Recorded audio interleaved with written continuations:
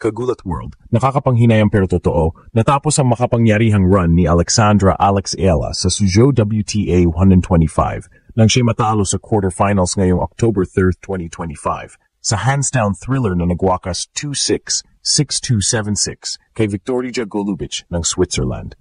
Isang heartbreaker na sore exit para sa ating Pinay star. Ang drama? Grabe. Si Alex ay muntik-muntik na makapasok sa semis. Nagsi-serve na siya para manalo at nagkaroon ng match points sa 40-15 sa 12th game ng deciding set. Pero hindi niya na-convert ang match points at nauwi sa tiebreak, kung saan blanked siya at natalo sa 7-0 tiebreak. Isang brutal na flip ng momentum na nagpadurog ng puso ng maraming taga-suporta. Hindi naman madaling daanan ang naging kampanya ni Alex sa torneo. 3 3-set battles na ang pinagdaanan niya sa Suzhou. Nilampasan niya si Katarzyna Kawa sa round of 32 at sumugal sa isang nearly 3-hour war kay Greet Minnen sa round of 16. Lahat ng iyon ang nagpatibay sa kanyang fighting spirit, pero posibleng nag-iwan din ng bakas sa kanyang legs pagdating sa quarterfinals. Maraming nagsasabi na pagod ang nanalo sa huli. Nagtagal kasi ang kabuuang time on court ni Alex nitong linggo, 3 3-setters, at maaring iyon ang nag-contribute sa collapse sa pinaka-crucial na punto ng laban. Pero hindi mawawala ang katotohanan. Ipinakita ni Alex ang heart at level up na kalidad na nagpapakita na kayanan niyang makipagsabayan sa elite. Good news naman sa career trajectory. Kahit nawala sa Suzhou, inaasahang tataas pa rin ang kanyang live WTA ranking, career high movement, dahil sa puntos na nakuhang panibagong deep runs sa recent events. Ibig sabihin, bagamat malungkot ang exit, patuloy ang momentum ni Alex papalapit sa mas malaking milestones. Kagulat World, sumakit man ang puso ngayon. Tandaan natin, ang ganitong level ng laban at paglalaban ay bahagi ng pagyabong. Si Alex Ayala ay nag-iwan ng marka, nagpakita ng grit, naggulat sa mundo, at nagbigay ng pag-asa sa susunod na henerasyon ng Pinoy tennis. Vamos Alex, babangon ka. Grabe mga Kagulat World, napakasakit na nangyari kay Alexandra Alex Ayala sa Suzhou WTA 125 ngayong October 3, 2025. Sa laban na tumagal ng 2 oras at 21 minuto, muntik nang pumasok sa semifinals ang ating Pinay tennis sensation pero nawi sa isang heartbreaking na pagkatalo kontra sa veteranang Swiss na si Viktorija Golubic, 2-6, 6-2, 7-6-0. Kung susundan ang kwento ng laban, parang roller coaster ang emosyon ng bawat Pinoy fan na nanonood at nag-aabang sa live updates. Sa unang set, mabilis at matalim si Alex. Kinontrol niya ang rallies, piniga ang forehand winners, at pinakita na handa siyang makipagsabayan sa isang former WTA champion. Panalo agad siya sa 6-2 at dito nagkaroon ng confidence boost, hindi lang si Alex, kundi pati lahat ng nanonood mula Pilipinas. Pero hindi basta-basta ang kalaban niya. Si Golubic, isang 32-year-old veteran at dating Wimbledon quarterfinalist, ay nagpakita ng kanyang experience sa second set. Ginamit niya ang kanyang matalim na slices at signature one-handed backhand para sirain ang rhythm ng mas batang Ayala. Biglang nag-flip ang momentum at nakuha ng Swiss star ang ikalawang set, set 6-2.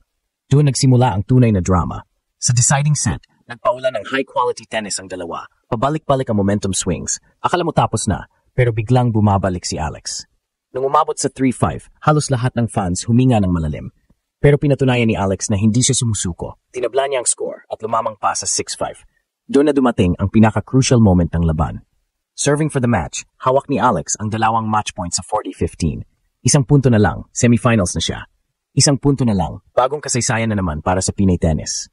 Pero dito pumasok ang pressure at marahil pati ang fatigue. Sa halip na masil ang panalo, unti-unting bumalik si Golubic. 2 unforced errors mula kay Alex, dagdag pa ang smart shot making ng Swiss at nawala ang match points. Pagdating sa tiebreak, kitang-kita ang pagod at pagka-drain ni Alex. Halos walang nakuha, blank siya 7-0 at doon natapos ang laban. Ang masakit, mula sa pagiging isang punto na lang sa panalo, nauwi ito sa isang masaklap na pagkatalo. Pero hindi pwedeng hindi pansinin ang journey ni Alex papunta sa quarterfinals na ito. Bago ang laban kay Golubic, dumaan siya sa 2 marathon matches. 2 hours 27 minutes kontra kay Katarzyna Kawa ng Poland at halos 3 hours 18 minutes kontra kay Greet Minnen ng Belgium na nasa top 70 ng mundo.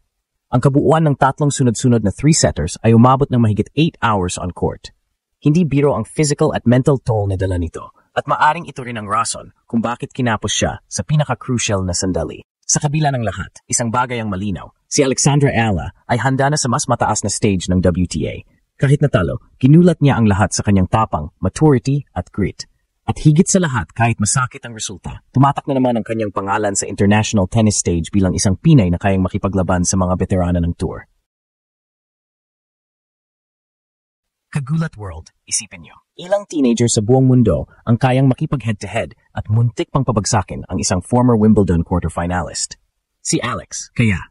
Kagulat world, pagkatapos ng napakasakit na pagkatalo ni Alexandra Ala kontra kay Victoria Golubic sa Suzhou Open quarterfinals, kailangan nating himayin kung bakit ganito ang naging resulta at kung ano ang ibig sabihin nito para sa kanyang career.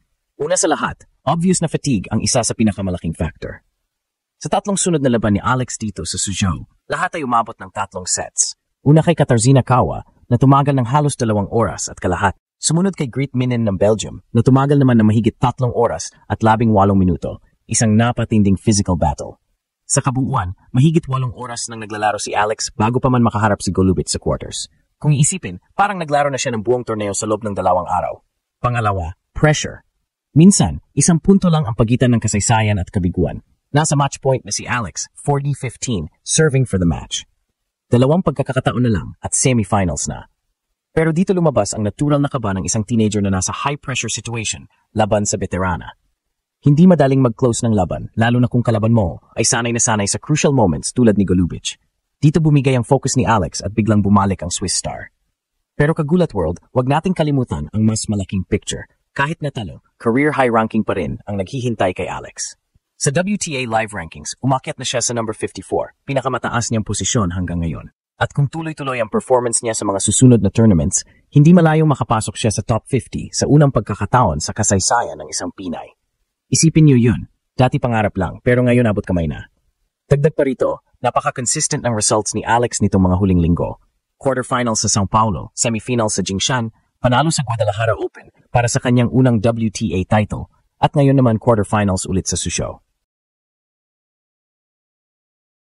Ibig sabihin nito, hindi siya basta isang one-hit wonder. May pattern na, stable, mataas ang level at kaya niyang makipagsabayan sa mas matatandang pros. Ang laban kay Golubic ay isang mahalagang learning experience. Oo, masakit, pero dito niya matututunan kung paano haharapin ang closing moments ng laban. Kapag natutunan na niyang mag-handle ng pressure sa match points, magiging unstoppable na siya. Ang ganda pang isipin na 19 years old pa lang siya. Marami pa siyang taon para mag-improve at mag-mature sa tour. Kung ikukumpara, halos kapareho ito ng journey ng ibang top players noon. Kahit sina Serena Williams at Iga Swiatek, dumaan din sa mga ganitong heartbreaks bago tuluyang naging consistent champions. Kaya hindi nakakapagtaka na kung tuloy-tuloy ang growth ni Alex, baka sa susunod na taon, siya na ang regular na makikita sa mga Grand Slam main draws at malalaking WTA events. Kaya kagulat world tanong, masakit nga ba ang pagkatalo o mas exciting ang hinaharap dahil kitang-kita na ang potential ni Alex Yala bilang future top 30 o baka top 20 player?